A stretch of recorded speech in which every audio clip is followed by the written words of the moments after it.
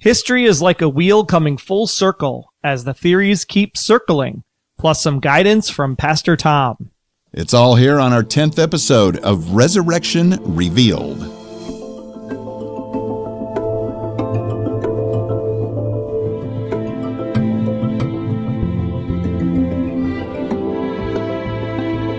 Thanks again for joining us on Resurrection Revealed, the unofficial podcast and blog for fans and by fans of ABC TV's Resurrection. We've got theories and more. It's all recorded April 2nd, 2014, and glad to have returned, so to speak. I am Wayne Henderson, the voice acting, podcasting Green Bay Packers fan. And I'm Troy Heinrichs with great news for Resurrection fans, as you can now order the complete first season of Resurrection, a couple of different ways actually. Plus, you can help out the Resurrection Revealed podcast all at the same time. If you're an Amazon shopper, you can now pre-order the Season 1 DVD via our affiliate link, resurrectionrevealed.com/season1. That's the number 1. Or if you prefer the beauty of Resurrection in high definition and all that great green glory, downloads of all or part of Season 1 are on iTunes via our link at resurrectionrevealed.com/iTunes Season 1. Again, all one word with the number 1 at the end. It's very encouraging that they've already got those available for pre-order, and I think they would be a great keepsake to have of this season. We're going to be talking in great detail all about us against the world and sharing again your listener theories, your feedback, your thoughts, and a very special interview with the actor who plays Pastor Tom Hale on the show. That's Mark Hildreth, and that's coming up in just a little bit, so stay tuned. It is good stuff.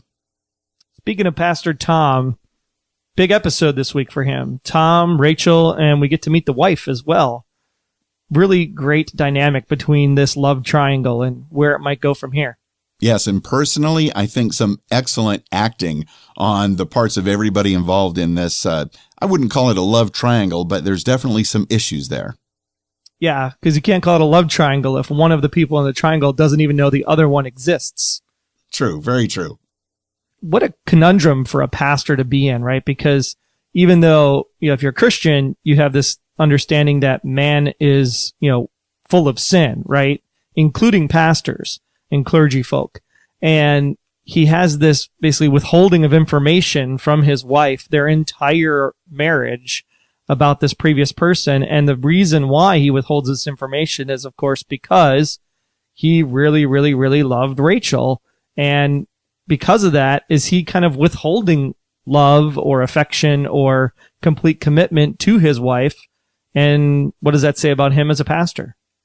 That's an excellent question. It's either that or he's just afraid, when he wanted to get re-engaged, that this past engagement might scare away his now current wife. So either way you look at it, it's unfortunate that he never did tell her, because now is not the best time to bring up the whole situation. It's going to be great to see how it all plays out. I really feel the emotion in this scene, in the whole situation. So it's kind of a lose-lose, but hopefully things can be salvaged and made stronger than ever.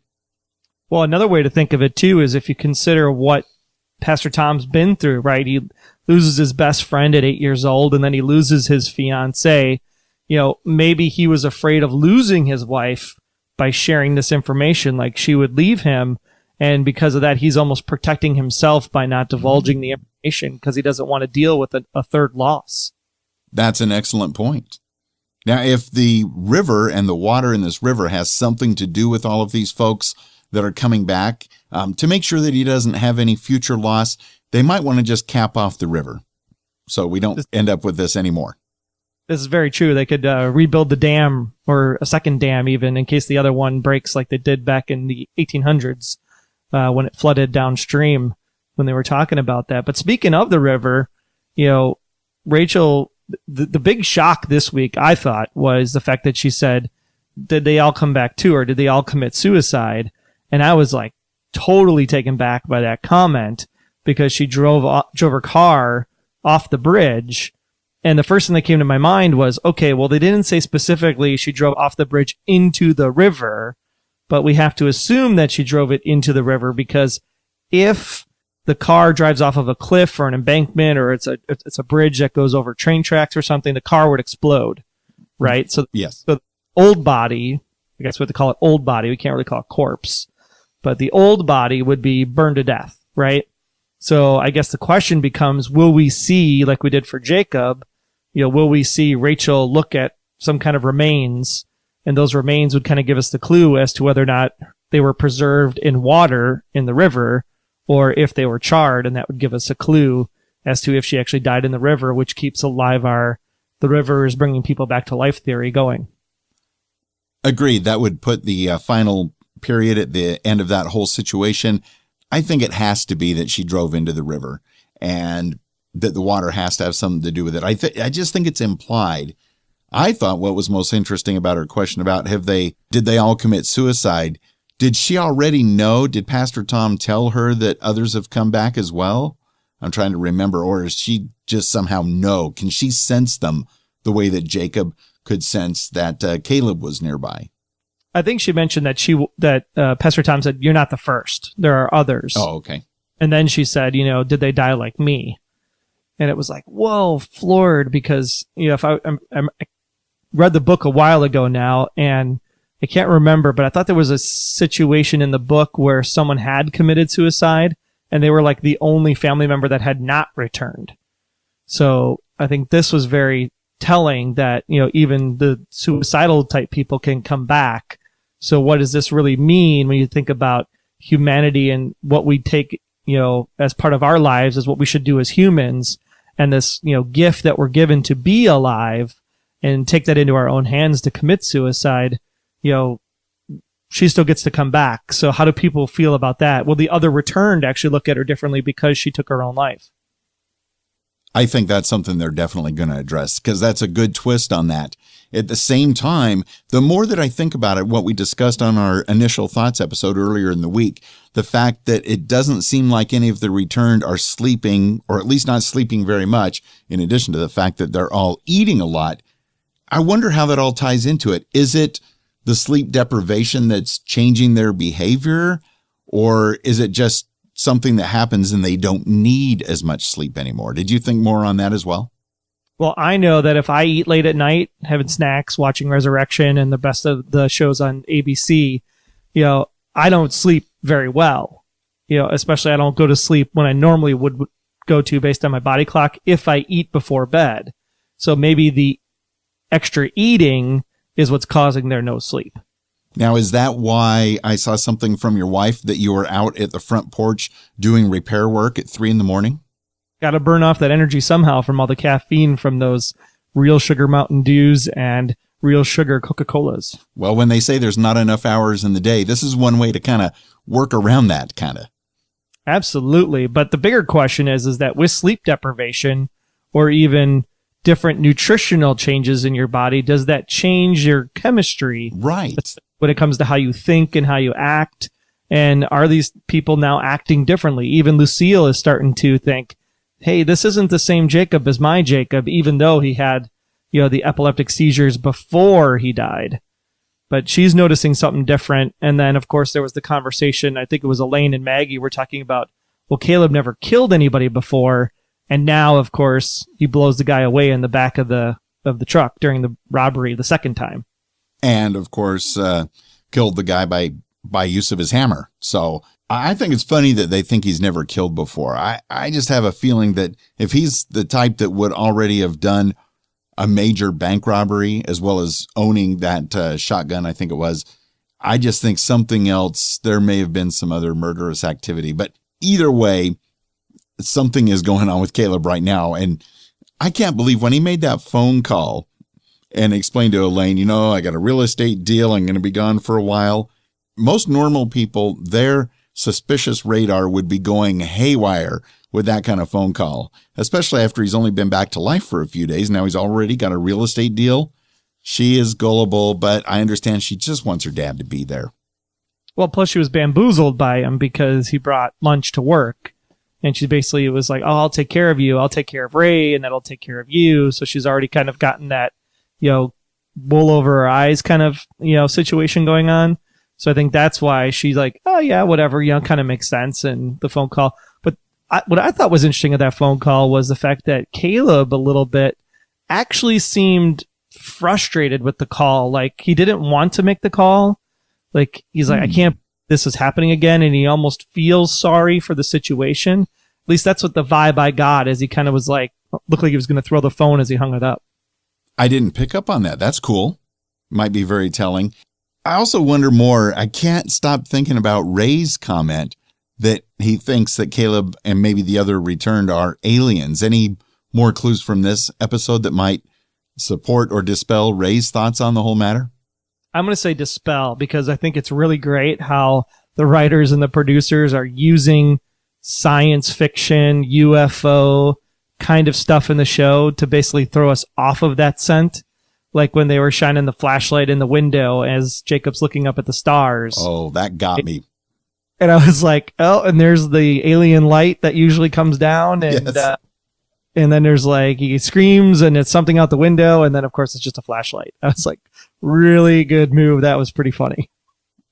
Well, there's another theory going around, and I learned about this for the first time, actually. I mean, it's been in history and literature and art for a while, but there is a saying from some paintings, like way back in the 1600s. It's called et in Arcadia Ego. It's a Latin phrase.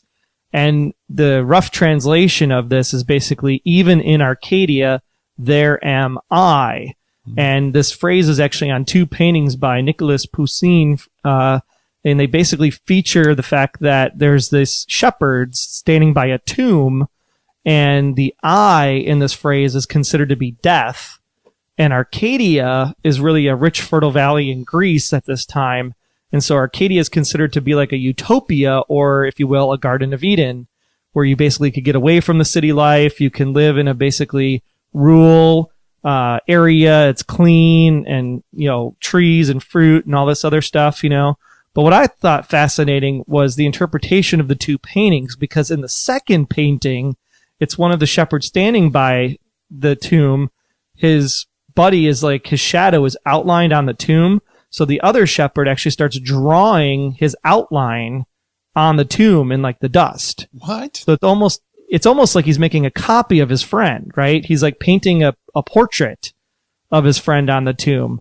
So does this actually tie into this at all? Because, you know, Arcadia is very green. It's very life filled. It's very bright. You know, as we've seen the way they're shooting this show. And then this whole carbon copy concept from last week. And of course, doing it on the tomb, which is where we find the carbon copy of Jacob. But tying it into this week's episode, there was actually some more studies done about this. And throughout the Renaissance, the phrase et in Arcadia Ego was actually used as a kind of a code word, like a secret society. And the secret society was defined as the underground stream. It was basically an invisible college of kindred souls who secretly shared their esoteric knowledge with one another, passing it around Europe. So I thought about this, and I went back to our river theory, and I'm kind of like, underground stream, river, invisible collage of kindred souls who secretly share knowledge, kind of like Jacob saying, feel him. So maybe there's more to this phrase as it's connected into resurrection. It sounds like it applies a lot. This is incredible stuff. And this is, I guess, our weekly comparison to Lost, because Lost got us looking into a few things that were in Latin, and now they're doing it on this show as well. Good catch and good call there, Troy. I had no idea that this was not an area of study that I excelled in. We'll just put it that way. But that is eerie that something that old and historic could be playing into the story going on here on the show Resurrection. That's incredible. Well, I can't take full credit. Our friends from the real Arcadia, Missouri, from the River Valley Board, they're actually turned me on to this, and I've been doing some reading over the last couple weeks about it, and it just starting to piece things together. But yeah, full credit to the folks in the real Arcadia, Missouri. You can check out our post on the blog at resurrectionrevealed.com to read more about their town and their mission over there. Excellent. Well, you still get partial credit, which is a lot more than what I've got on that part. Another thing I wanted us to kind of keep an eye out on, okay, is that Caleb, he did say he woke up 3 days ago in the episode Unearth, And now I did confirm that today. I actually rewatched Unearthed just to make sure. And when Maggie and Bellamy are coming in, they do. He says, last thing I remember, I was in my truck, and then 3 days. I woke up in Portland 3 days ago. So he did say 3 days. And Rachael also mentioned something about 3 days. And of course, funny how if you look into the story of Jesus, that he died and rose from the dead in 3 days. And I'm just wondering, in the back of our minds, is this something that we might be needing to keep an eye on for some of the other resurrected people? Just like, should we watch out for the red clothes? So 3 days, red clothes, water tie-ins, just stuff to keep an eye on, right, Troy? Well, and the spiritualism side of this is really interesting, because if you think about the river and the fact that, Christians, to get rid of their past, if we go back to the Aaron Zellman interview in episode 2, to wash away your old sin, you get baptized by water. And so that might have something to do with these people being reborn, if you will. And then, of course, the red clothes, may symbolize this, other part of the Christian way about communion and the fact that the Last Supper and Jesus gave his blood. And then that's supposed to also wash away our sins. So the color red might tie into the blood concept. I don't know. It's something that we're only midway through the season, so there's still 4 episodes left for us to try to piece more of this together. So, all in all, how would you rate this episode using our number scale of 1 to 10? Did you really like this one as much as me? Well, I can't give anything a perfect 10 unless I'm literally just blown away, like totally never saw anything coming. And I was sitting at about an 8 for most of this episode until the suicide thing came out. So that bumped it up to a 9. So I got 9 out of 10. Caleb's rising out of the ashes this week. Well, that's kind of creepy, but a 9's pretty good. Well, for myself, I'm going to give this one a perfect 10 as far as television shows go. 10 out of 10 spinning coffee wormholes, which I also think is something to keep an eye on. Yeah, and we got some really great feedback from some of the listeners coming up after the interview with Mark Hildreth. So we'll talk a little bit about that and some other things right after we talk to our good buddy Mark. He does play Pastor Tom Hale on Resurrection, and we'll get to that interview, which is really, really interesting. So I hope you stay tuned and listen to everything he has to say, because you're going to learn a lot, not only about Pastor Tom, but also about what might really be going on in Arcadia. So stay tuned. Hi, this is Rick Moyer. And this is Amy Moyer. And we are the hosts of Take Him With You, The weekly podcast where we discuss life at the geeky Moyers home, and then we talk about our faith and how it relates to the world around us. Very, very positive podcast, and we think you really enjoy it. And I love Star Trek and heavy metal music. And I like Star Trek kind and heavy metal music. And I hate heavy metal music. Want to hear more of our banter? You can by listening to our podcast. Where can they find it? You can find it at takehimwithyou.com or iTunes. You don't know the power of the podcast. Take Him With You. That was kind of like Darth Vader. Well, Resurrection fans, we are pleased to have with us another great actor interview. Pastor Tom himself is here, Mr. Mark Hildreth. He is graciously taking some time out to obviously discuss this past episode, Us Against the World. Great stuff in that episode this week, Mark. So I guess our first question for you is the spiritual center of the show. I mean, we've talked about, people coming back from the dead and how this kind of stems up some kind of thought around the spiritual community about, is this taboo? Should we be doing this? When you hear both of those sides coming from this, Christian and secular front, how do you take that and kind of guide that into Tom's character? Because you're dealing with that same kind of situation in Arcadia, are you not? Yeah, and I'm glad you started with an easy question. I'm kidding. Yeah, it's that was the thing that for me was one of the most interesting parts about this character when I read it at first. There's not a lot of religious characters on TV. I think generally TV tends to steer away from them. And I've done shows before with religious characters, and I find what happens sometimes is, when I talk to I spoke with the writers. We have amazing writers, by the way, and it's one of the biggest reasons why Resurrection is as good as it is. And I got to speak with the writers at the beginning of the season. I just said, please, please, please don't just make me like a nice guy. You know what I mean? Like just the guy who shows up and gives sage advice and things like that. Like, give me a struggle. Let me struggle as a human being. Let me connect with that part of Tom that needs his faith, that feels he needs his faith as a human being and has human reasons to do that. And so when I was working on the backstory of this character and looking at, what would that be like to lose your best friend when you're 8 years old? And then later, as we found out in the last episode, in Us Against the World, to lose the love of your life, for her to kill herself, like a month before your wedding. What would that do to a person? I did a lot of research. I spent a lot of time with a whole number of Christian ministers in Atlanta where we shot the series, and they were amazing. They were wonderful, and they were so open about their experience and their beliefs and their feelings and how and why they relate with their faith. Because I'm not particularly religious in any particular way. I find a certain degree of truth and meaning in a number of different religious perspectives and also non-religious perspectives. So I really wanted to know, what makes this guy tick? And that's what I came to. And I feel I'm so fortunate because, as I said, we have such good writers and they've written such rich human material for this guy to struggle with. And they put him in the worst possible position, where here's a guy who's been, preaching the miracles of God for 10 years. And then when a real miracle shows up and is standing right in front of him, like any human being, he can't really believe that it's true.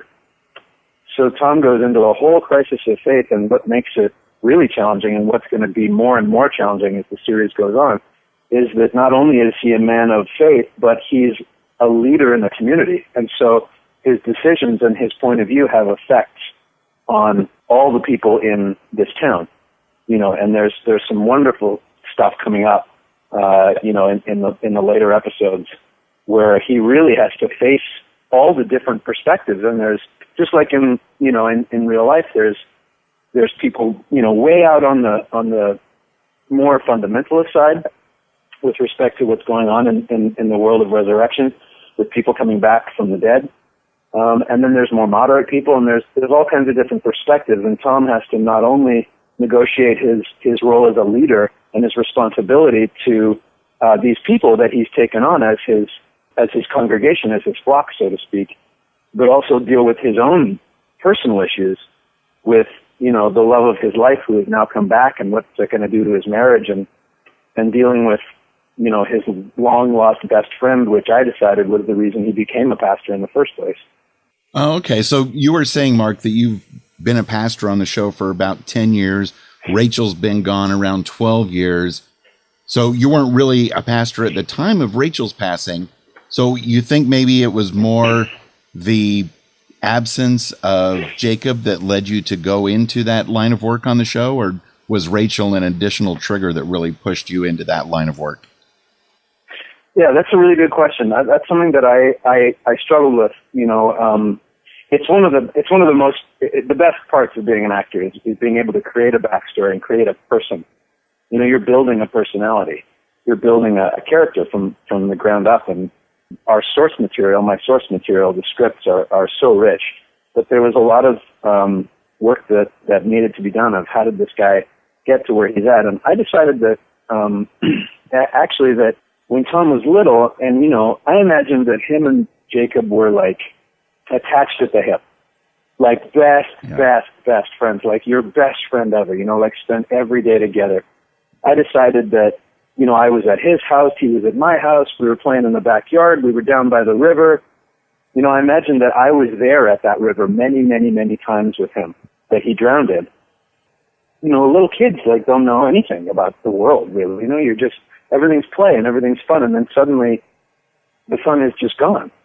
And I decided that wouldn't be something that would push him towards, more of a search for meaning or a search for faith.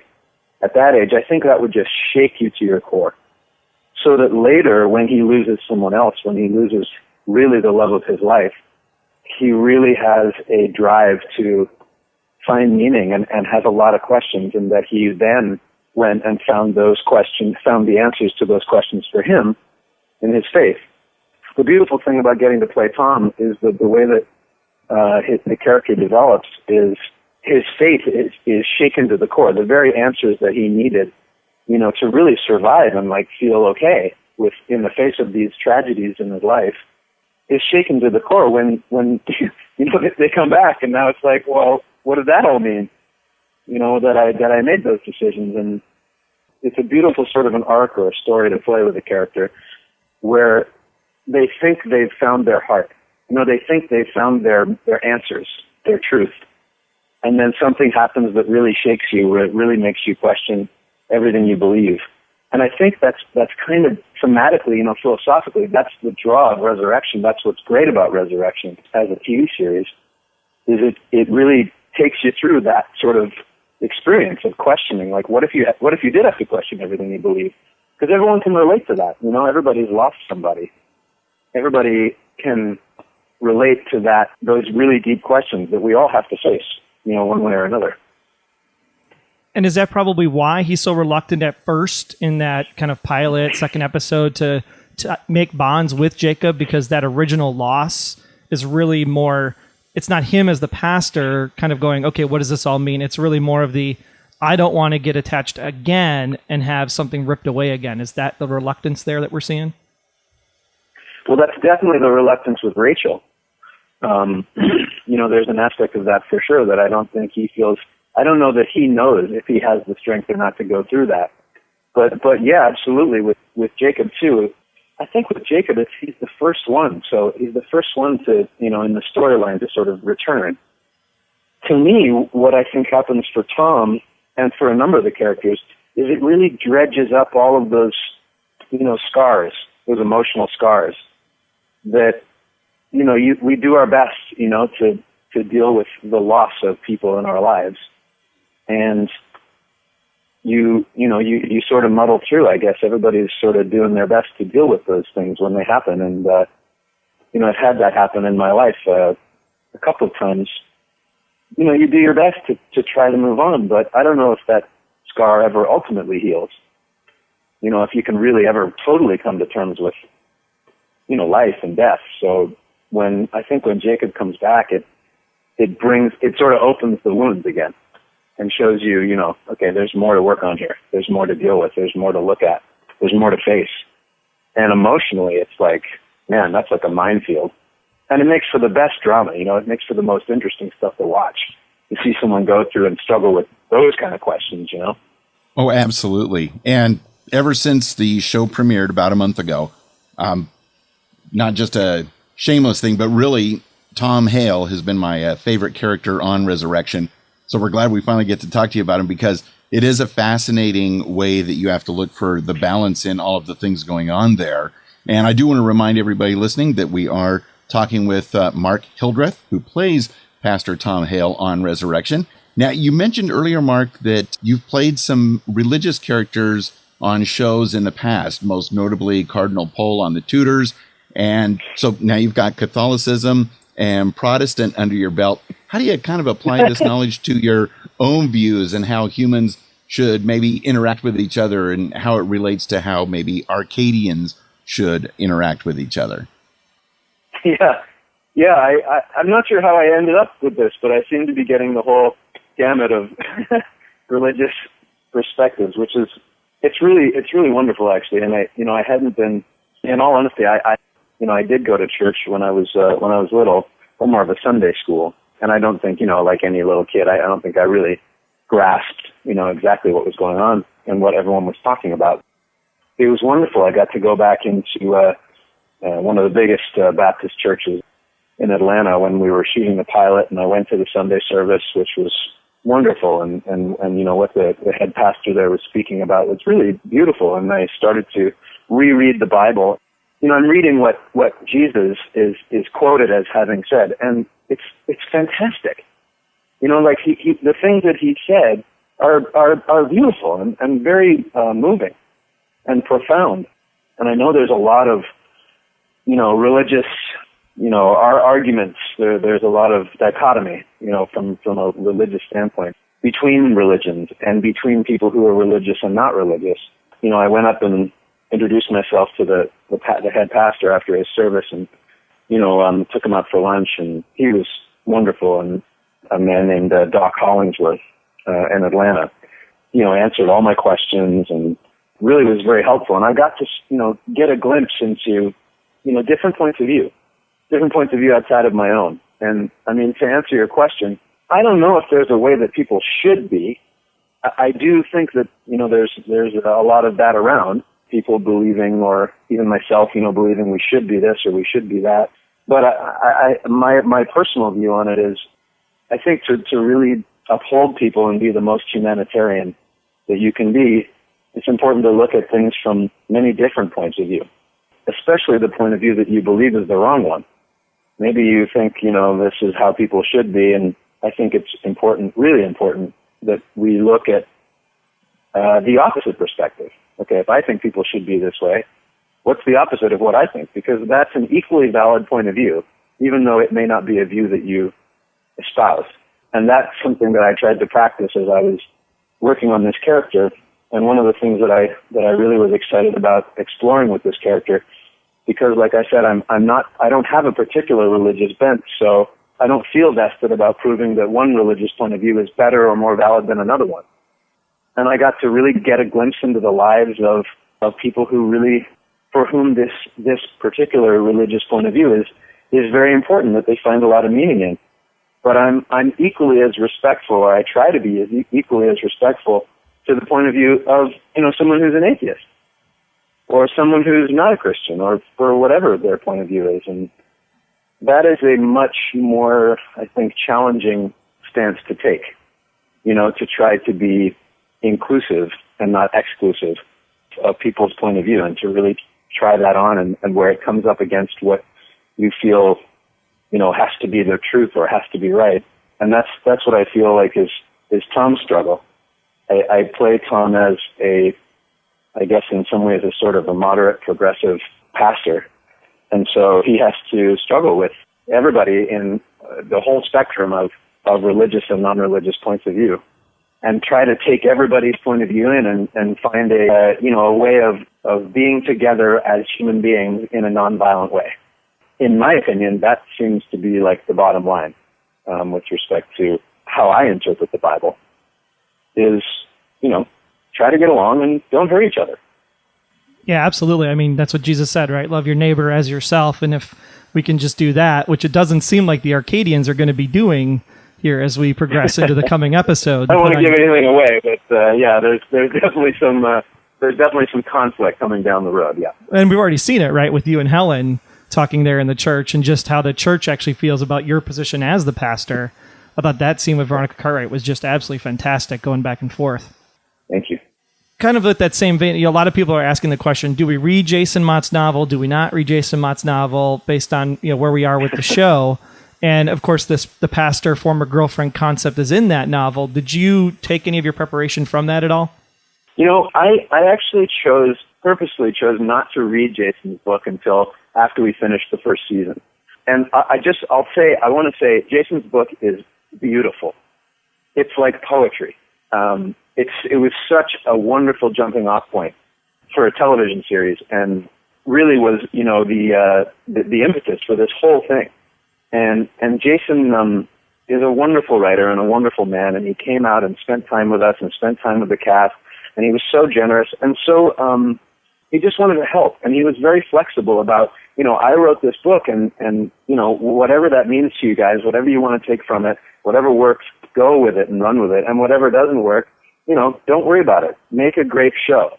You don't have to stick to, what you might think I would want.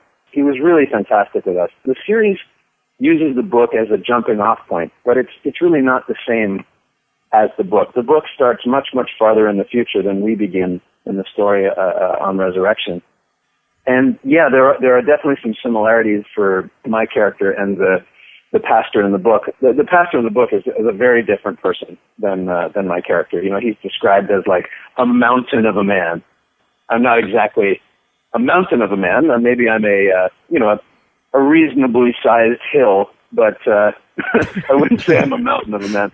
So he's very different, and the whole backstory with his fiance or ex-fiance has many differences than what we're doing also.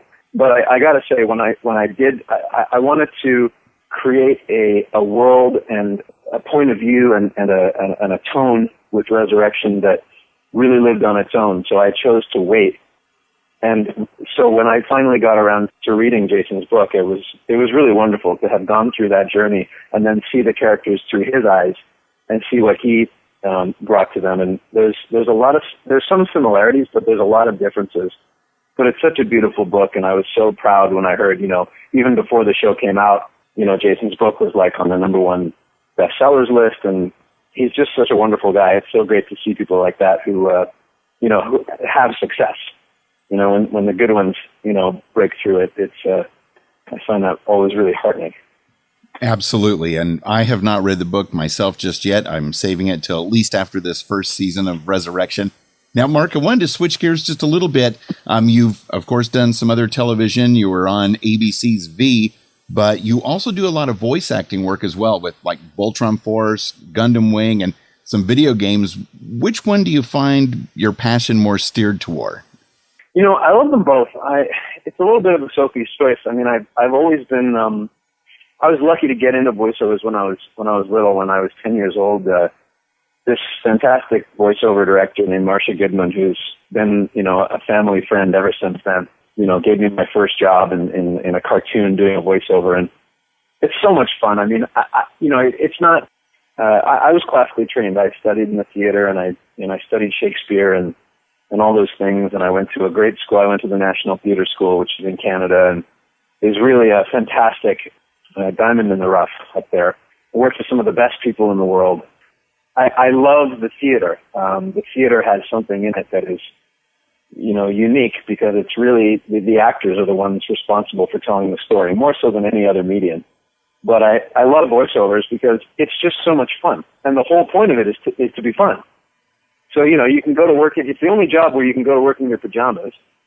And get to work with all these crazy people, who just love to have fun. And that's what it's all about. And as a little kid, that was the greatest. That was just the greatest thing ever.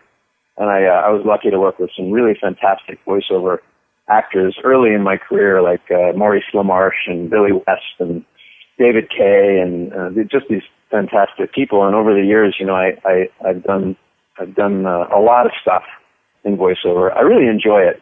I got to say there is something to, getting the meat of Shakespeare that really moves me in a way that is very, dear to my heart and very different than, doing a cartoon.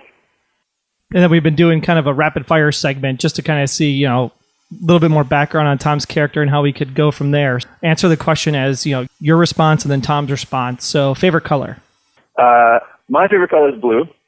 I'd have to say probably Tom's favorite color is blue. If you watch the show, he's in blue a lot. He's kind of got he's got the market cornered on blue somehow in the show. They gave me all the blue stuff. How about your favorite movie, Mark, and what you think Tom's favorite movie might be? My favorite movie, I'd have to say, it's so hard to pick a favorite movie, but, if I had to say one that edges out the other ones, I'd have to go with 2001. That's just the greatest movie I've ever seen. It just blows my mind every time I see it. Tom's favorite movie, I'm going to go with The Mission, starring Robert De Niro. Favorite season of the year? Mine is fall. And I would have to say, well, I love fall because I think it's the most romantic season of the year. And like I said, I went to school in Montreal, and it is the most romantic place in the world in the fall. It's just beautiful. I love the East, the East Coast of Canada and the U.S. in the fall. But I'd probably say Tom's favorite season probably would be spring because it's new life.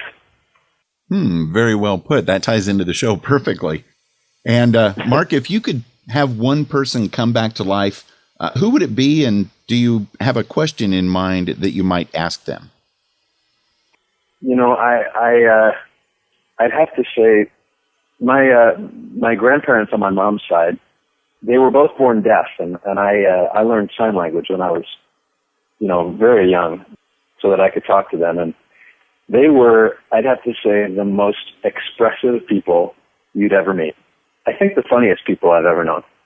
Just the best sense of humor, and I guess I wouldn't really ask them something in the traditional sense, but, just there's that kind of wink, and your grandpa gives you. It just makes you laugh every time. And I think if I could have someone come back, I'd probably be him, and just to see that little wink again. Fabulous. And then, of course, it's a fan podcast, and the fans love you, Mark. So any upcoming projects or charities that the fans can get behind that we can promote for you here on Resurrection Revealed? I would love it for everybody to just drop by markhildreth.com. I'm a musician. I'm a singer as well as an actor, and I've got a couple of records that I made that are out, available through the website and at iTunes. That's always where I, keep all the fans updated as to what I'm up to. So there's always a number of things going on. So drop by markhildreth.com and you can always get the updates. Perfect. Thank you so much, Mark, for spending some time with us on the Resurrection Revealed podcast. We've learned a lot more about you and some good insights to your character, Pastor Tom Hale. Thank you, guys. I really appreciate it. Thanks for supporting us, and it means a lot to have you guys behind the show. Thank you, Mark. It's been great, and hopefully we can solve your mystery of which women you're going to choose. You can solve it, too. Thanks, guys. You bet. Thanks, Mark. Appreciate it. Hopefully we can talk again season 2. Great.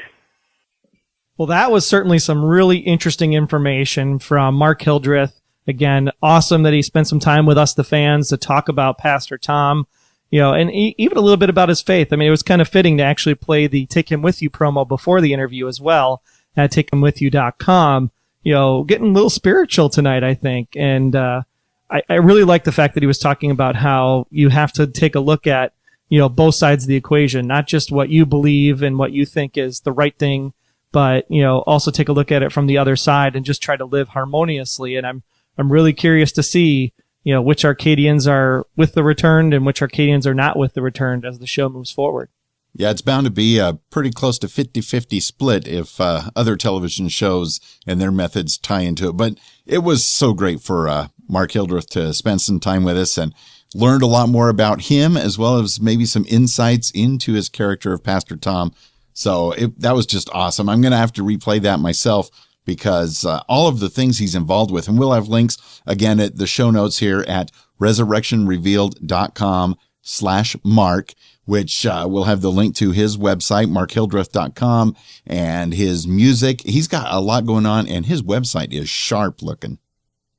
Yeah, I was out there today playing around, and it looks really, really awesome. So I hope everybody checks out the songs, follows Mark, and then, of course, spread the word, because everybody should hear this interview. So if you're a Resurrection fan, just go ahead and follow us on Twitter. Resurrection Pod is the handle. Find the tweet, send it out, spread the word, because we want to make sure everybody can listen to what Pastor Tom has to say.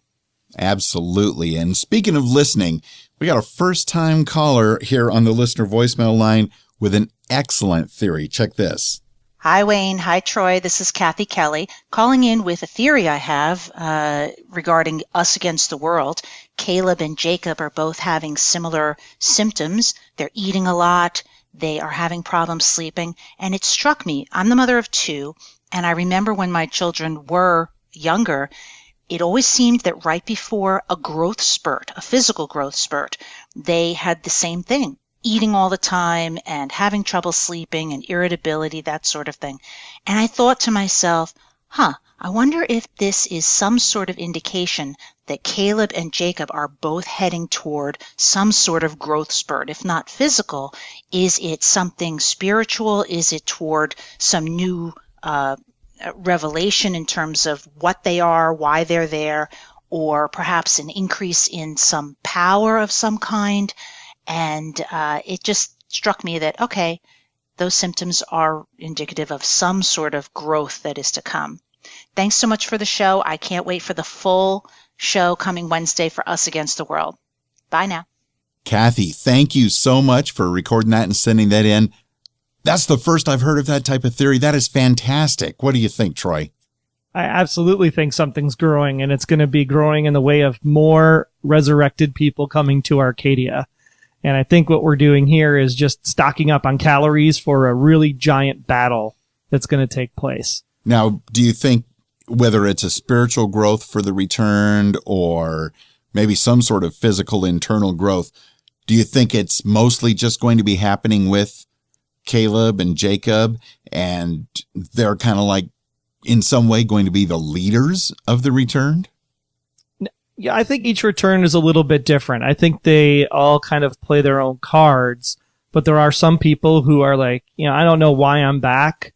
Take Rachael, for example, because she committed the suicide, versus Caleb, who seems very sure of himself on why he's there. And then you take a look at the scene with Sam in the house, during that second episode, and who's he talking to, right? And then you have Caleb in the factory, and he says the same line that he said to Elaine on the porch, all right, it's us against the world. So is he just kind of paying homage to that scene from the beginning of the episode? Or is he actually talking to a group of people that are already there hiding out in the factory? After rewatching that again, I'm wondering if I think he's just by himself, and he's just, for whatever reason, he seems to be closer to his daughter than to Ray. And he's just reliving, telling her it's us against the world. I think he still thinks it's him and Elaine against the world. But on the other hand, like he told Sheriff Fred, or was it Agent Bellamy, one of the two, he told them how it's just beginning. So on that hand, I can't wait to see what else is going to happen that he's kind of foreshadowing. It's going to be big. Well, we'll take some email feedback, I guess, next, right? So Max Power 44 wrote in, and he said, when Jacob was in bed looking at those stars that we mentioned, those darn kids sneaked by to see the ghost boy, which is a really interesting term because he's not really a ghost because he's flesh and bones and he's there. So again, here's our sides being drawn, right? They're, calling people names, if you will. They shine their flashlights through the window, and then right in between where those stars were, there were no stars. So if you know anything about space, the absence of stars in space is considered a black hole.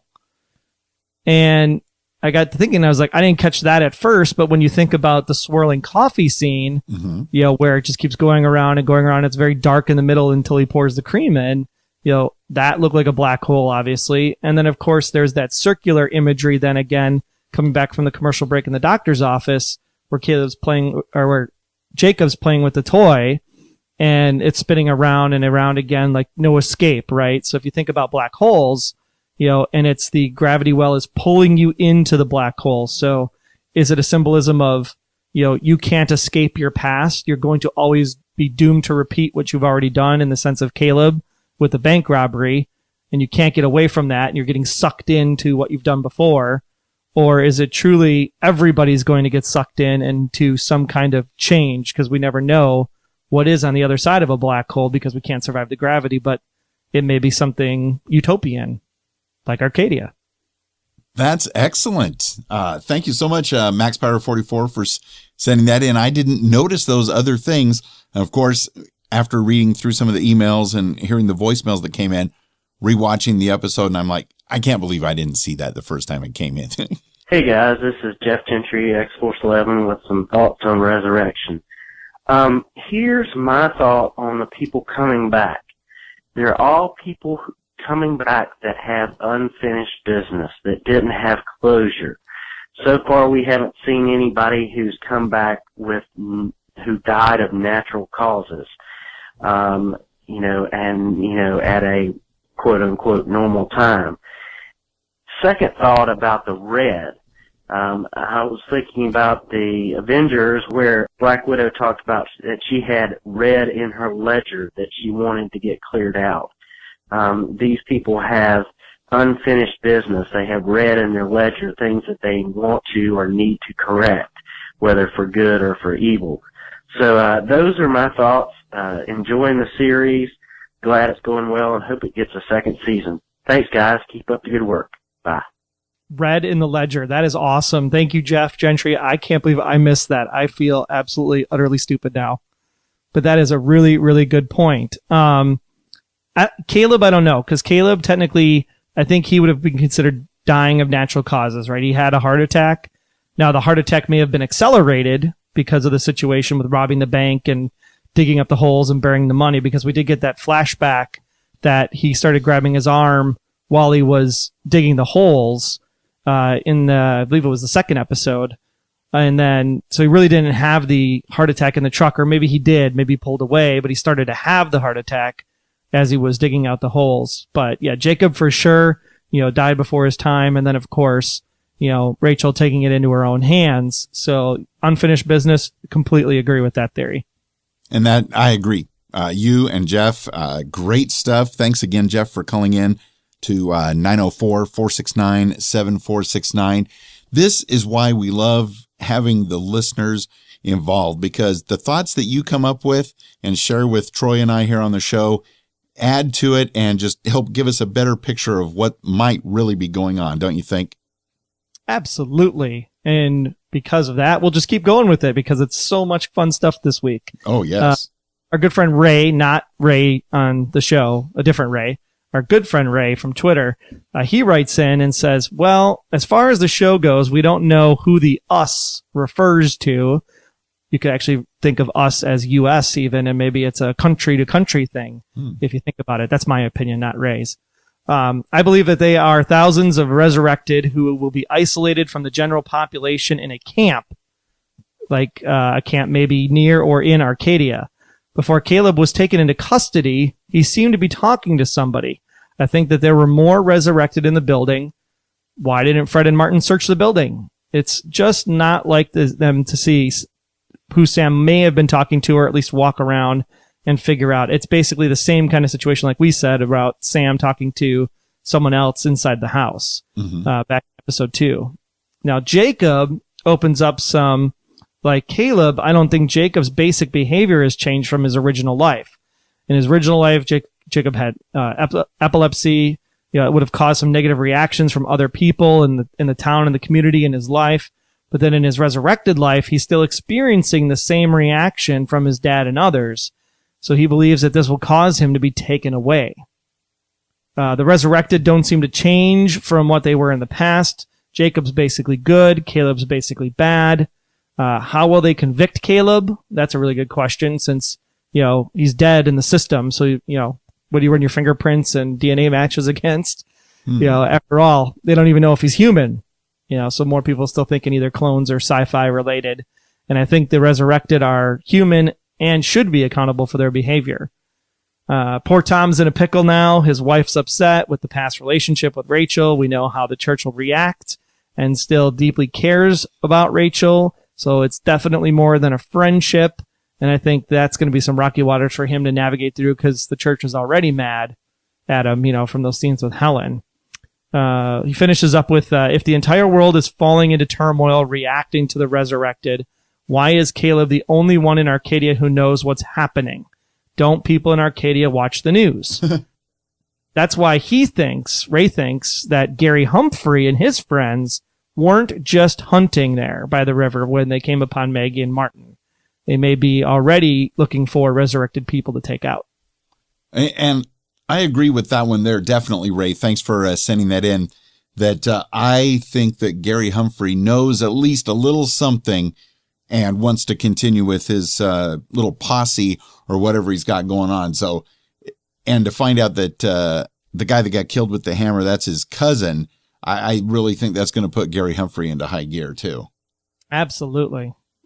Hell hath no fury than a family member scorned. Especially in a small town.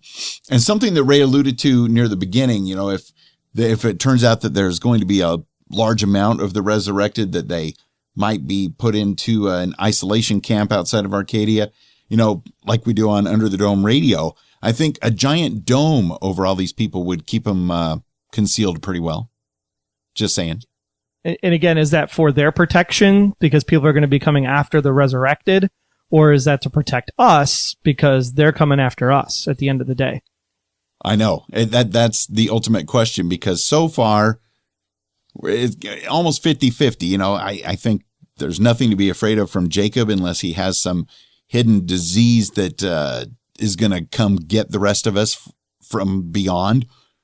But Caleb, I think a lot of people need to be protected from that guy. And not sure on the others yet whether they're going to be a danger of any sort, but the fact that she committed suicide once, what if she does it again?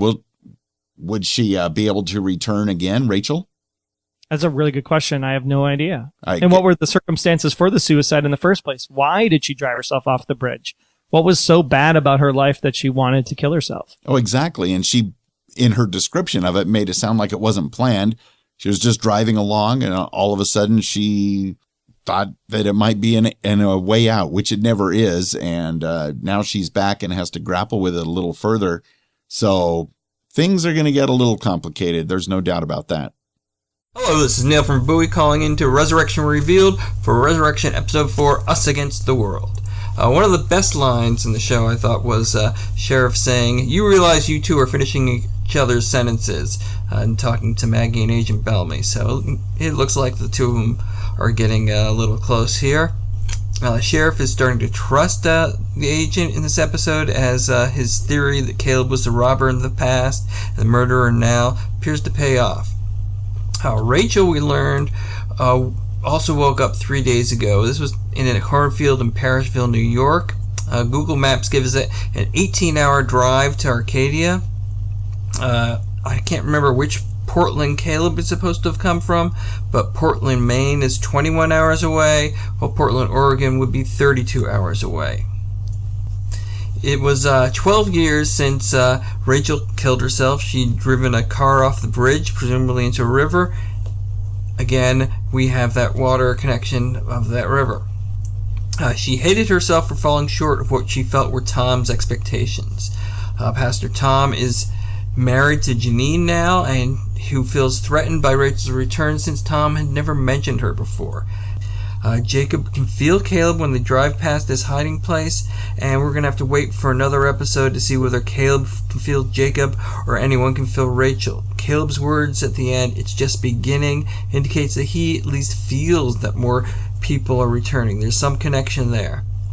We learned in the episode that Ray is a mechanical genius, and it'll be interesting to see that pay off down the line. Another exciting episode of Resurrection. Looking forward to the next. Neil, thank you so much for sending that in and doing the checking on the mileage. I hadn't even thought of just because I'm here on the West Coast, I didn't think of the option of Portland, Maine. That seems to make a lot more sense that's where Caleb would have popped up. Yeah, I think that's a really good call out too, because I was always thinking Portland, Oregon as well. So maybe it's an East Coast thing. I would think so, because to travel basically hitchhiking to get to Arcadia, I think if it was Portland, Oregon, it would have taken him even further. He would have run into, and knowing Caleb, he would have run into some sort of trouble with the law or with somebody that was giving him the ride, I would only think. But Neil also brought up an interesting point about expectations and the fact that that Rachael may have thought she wasn't living up to Tom's expectations. And that might have, I didn't even catch that, but that's a good catch, because does he seem like the type that would give off the vibe that he has certain expectations? At least nothing I've seen of him yet, but we're bound to get some flashbacks. Well, it could have been that he was too clingy. Maybe he was suffocating a little bit because of the fact that he lost, as Mark Hildreth mentioned in the interview, he was worried, because he lost his best friend. So maybe the clinginess was suffocating her, and that was her quote unquote way out that she was talking about. Time will tell. Stuff's really going to start moving based on the trailers and sneak peeks for this coming Sunday's episode. So buckle up. That is all that we can say about that, because I know some people are even more spoiler free than we are. I avoid reading anything online or any of the inside information, but when the episode ends, I'm so sucked into what's going on, I just have to watch the promo for the next episode. I can't not. Is that a strange habit to have? No, not at all. Not at all.